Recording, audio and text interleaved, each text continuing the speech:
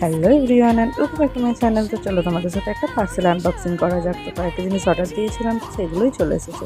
তো কী কী এনেছি চলো সেগুলো দেখা যাক।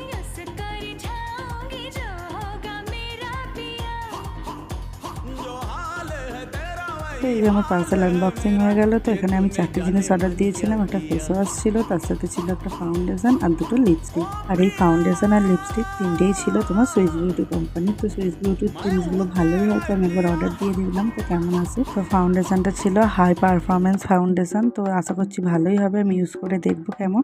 আর এখানে আমি দুটো লিপস্টিক অর্ডার দিয়েছিলাম। প্রথমে এটা ছিল ব্লার কালারের, তো এটা হচ্ছে আমার অল টাইম ফেভারিট, তো আমি এটা ইউজ করি। তো এটা এখানে কালারটাও খুব সুন্দর এসেছিলো, আর এটাতে পুরো একটা চকলেটি গন্ধ ছিল।